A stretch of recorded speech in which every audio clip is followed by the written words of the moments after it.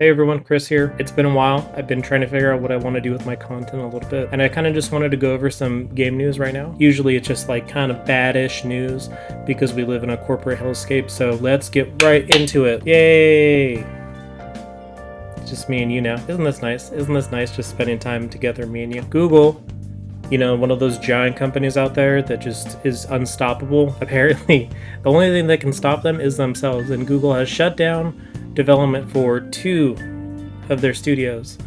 They had about 150 employees at these Google Stadia studios, and they were making games specifically for Stadia. So I was just curious. I wanted to see how many Google apps are shut down, because you hear about it every now and then, like, oh, yeah, darn it, my Google Calendar is no longer there. I don't know why.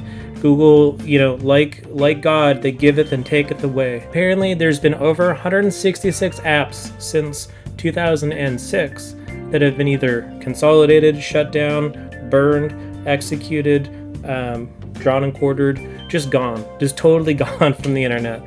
And yeah, I think that what happens is, I also did some research about how you actually advance through Google.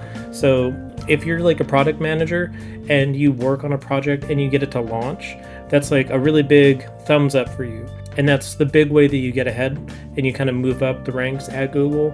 So if you have something like this, where it's like, hey, here's our Google Stadia. It's basically viewed as an app, right? It's just how it's your streaming service for games. And if you launch that and you got that out the door, hey, there's Steve. He has experience working with Google and he launched a flagship app or whatever. Yeah, you're probably going to be considered for whatever, something for like an executive role further down the line, who knows. I think there was a lot of missteps. I think one of the biggest ones is obviously it was marketed as like the next big thing. Everyone gather around, it's the next gaming console. Oh, it is? Not if you have bad internet. It's a good thing there's no ISP issues. It's a good thing no one gets their internet throttled or anything, I actually have a pretty hard time, even with my awesome connection. I live close to Seattle, so I get really awesome internet, right? Like, very nice. Borat voice, right? Cringe. And yeah, with that internet, I still experience a lot of delay, even on stuff just like voice Discord. And all that's doing is carrying just a little bit of that voice signal, across high-speed internets from one point to another. And that usually kind of robots out for me most of the time. So if that's having issues, I don't know how you're going to stream a game in 4K, even if I pay you some more money. It's pretty much dependent on Comcast, so they're kind of like the real villains out of all this, in my opinion. There's no real incentive to get Stadia, like why would you want to? I already have hardware that'll run it here, but if I had no hardware, I'd want to get it. But it's so expensive, it's prohibitively expensive. You had to pay for a service, and then you could then pay for other games that were probably cheaper or just as expensive with hardware you already owned. So, I think that it would be a really good idea if there was like less of a barrier to entry. And for some reason, Google didn't understand that. And I think it's because people who made this didn't really work a lot with video game hardware manufacturers. I don't think that they were like, hey, Microsoft, let's make a deal. All the Microsoft games can come to Stadia because, Microsoft has their own xCloud thing now. So, it's kind of sad. It sucks that there's a lot of people who lost their job. 150 people is a lot, especially in these uncertain times. Hopefully they get another job, and apparently Google is trying to make it so they get another job within Google, but sometimes that just doesn't work, Do you think Amazon is going to learn from this when they launch Luma, which I think is supposed to happen in like March, maybe sometime later this year? They're doing something similar. Will they have all the games? I think Stadia only had like 60 games or something. Now is a great time to buy a Stadia. It's not a good time, don't do it. Cut! Professor, edit that out. WB Games, they do a lot of publishing for some well-known games, Mortal Kombat, the Lord of the Rings games that have been coming out the last couple years. Shadow of War was it's the latest one, but Shadow of Mordor was the first in the series, and some other different games that they're not really coming ahead. I think maybe like Injustice 2. They did an epic thing, right? They patented, I don't know if that's even different. They patented the Nemesis system, which is basically in the game you'd have procedurally generated enemies that were these orcs in Legend of Mordor. Legend of Mordor? Now I'm just making stuff up. Professor, First, I'm just gonna edit it. Yeah, WB Games, they patented this Nemesis system, right? Basically, it's just saying, hey, you know that thing that we had in our game, Shadow of Mordor? Where it's like, hey, guess what? You can't use this idea. Oh, what's your idea? What's your super creative idea that you somehow have a patent for? In a game mechanic, that's wild. I didn't know that was possible. Oh, well, plebeian, WB Games. Guess what? It's because there is a procedurally generated bad guy that tries to track you down and kill you, and they're your nemesis. Yeah, that's pretty much it. They applied for this over and over again since 2015, just repeatedly, and just trying to change the language and the verbiage to be more specific, and they kept getting rejected from the patent office, back and forth, and they're like, hey, dude, you can't just take a game mechanic. And they're like, but monies? Yeah? So, eventually, it looks like they got it. And if they actually get the copyright patent, which they surely will, they've invested 5 to 6 years into it at this point, it's going to go from 2021 to 2035. And essentially that means that whatever other groups that were working on something like a Nemesis system, where, you know, you have the procedurally generated people that try to track you down or whatever, they are going to be no mas. That's going to stop. It's going to stop a lot of iteration on that kind of idea.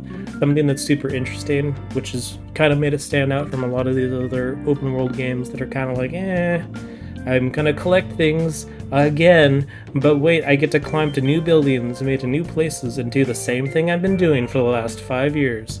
It actually gave you something interesting to look forward to. And yeah, it kind of sucks. It kind of sucks the entire idea of just patenting a game mechanic idea. In general, I don't think this is how copyright law should work, but here we are. Now we're in the age of the DMCA Twitch, where they just are deleting thousands of memories in your clips because maybe Warner Brothers Records will drop a DMCA on you. Because, you know, as you're walking by someone, they happen to be playing a copyrighted song on their phone. You know, there's all kinds of problems with these laws that are a little bit outdated for the technology that we're working with. And it is kind of disappointing to see a big games publisher just copyright that instead of, like, I don't know, clearly, like, if you're clearly stealing their idea, maybe they could just take you to court. It's not like there's a lot of games out there that have this system, but now I can guarantee you that number will go to 0 because they don't want to mess with any kind of legal ramifications. This is, we're just one step further towards our corporate hellscape of cyberpunk dystopia, so I think that is good if you guys like Blade Runner. So watch out, that's coming soon. Gonna be flying around, listening to Harris Heller DMCA free copyright Spotify in our definitely not trademarked car. Something I thought was interesting was the creator of Terraria has canceled Terraria that was going to come to Google Stadia.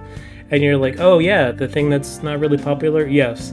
But apparently he just like kind of had a rant that he fired out yesterday as of filming. That was Sunday, today is Monday.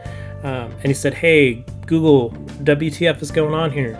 I can't get into my Google Drive. I can't get into my YouTube. I can't get into all these apps that I paid for. I can't do all these things that I should be able to, and I don't really understand why.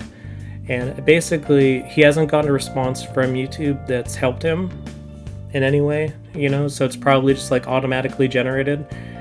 What sucks the most is it seems like there is a Gmail account tied to all this that was like 15 years old, and he can't get into it anymore. So he decided to say, hey, frick you guys, I'm gonna not make a game for you, and I'm not gonna make you any money. Look at me, I'm taking a stand. Which kind of seems maybe this will get you the help you need to unlock it. Maybe not, but it does seem like it's a scary precedent. If you do make Google angry and they can just decide to say like F you with 2 fingers up, you know, there really isn't a lot you can do for stuff like Gmail.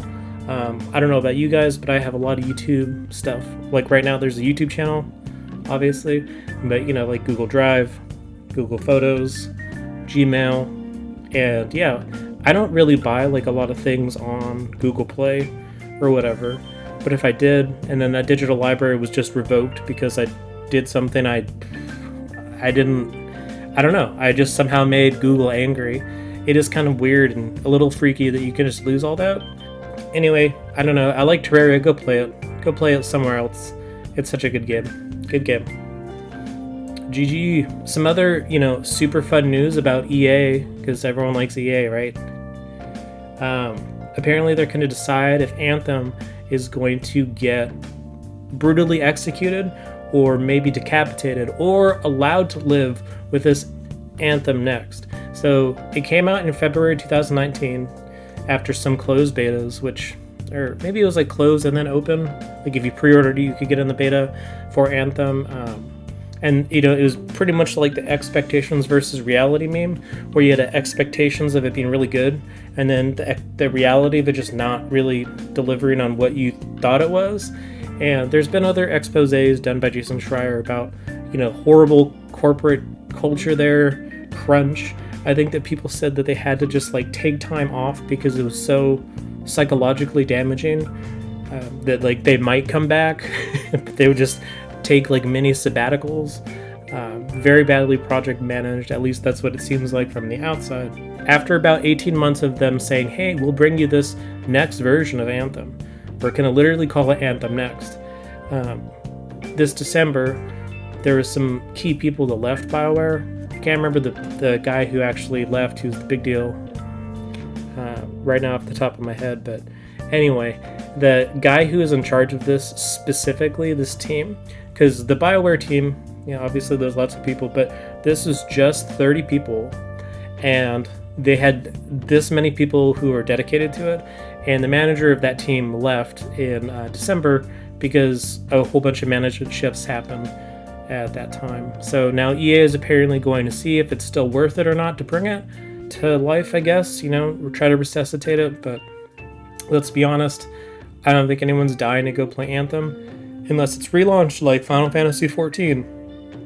If they really change how it's perceived, maybe it'll be different, but it's not looking so hot. Not looking so good. Trying to think of a pun. Can't do it. More like Bad Thumb. I'm really sad because Anthem was supposed to be cool and I love BioWare. And Andromeda was such a flop, and this was such a flop. You just got to worry about what BioWare is doing sometimes, but, maybe it's just best if you try to leave the past in the past and just keep moving on. And finally, a very funny part of news that I just want to... It's about a week old now, but I just want to reiterate it because everyone is so horny about this game. So it's Resident Evil 8, and Capcom has responded directly to the horny. They said, we know you guys are freaks. You're freaks! So, how about some freaky information? Let me read the specific quote about this lady and her big old hunga bunga mommy milk.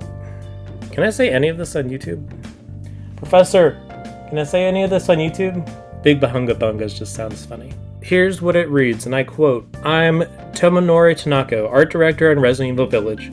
I wanted to use this opportunity to publicly reflect on the outpouring of positivity we received from the fans on our latest announcement. As a representative of the development team, thank you to all the fans who continue to follow us. Most recently, Lady Dimitriescu, I hope they say it in the game, and her daughters have received a fair amount of attention, far more than we had anticipated. It's great that they're able to take the spotlight as icons of Resident Evil Village. Lady Dimitrescu, it still doesn't sound right. Dimitrescu has received much fanfare both domestically and overseas, which has made all of us in the development team extremely happy. I hear her height is something of interest. If you include her hat and high heels, she's 2.9 meters, approximately 9 feet 6 inches tall. These bewitching vampiric characters are relentless in their pursuit of evil, and I can't wait for you to meet them yourselves when you enter Castle Dermiscriu. I can't do it. In May. Dimitrescu. We'll practice it. But that got almost 200,000 likes, which proves y'all horny. Y'all need Jesus. Or at least, I don't know. Go outside, go on a walk, talk to people at the store, with your masks on. Y'all way too horny. Because every comment under that is definitely not safe for this video. So yeah, I'm back. If you guys want to follow me on my Twitch, it's twitch.tv/wangless. Also, I do have a Patreon, a Twitter, and you can find all the relevant links below. I really would appreciate any kind of support you guys want to give my way. Just kind of laid back guy trying to make some fun videos about something I enjoy. Smash like, smash subscribe. And yeah, I'll see you guys next time. You guys have a very good day, and yeah, talk to you next time. Bye bye. Bye bye.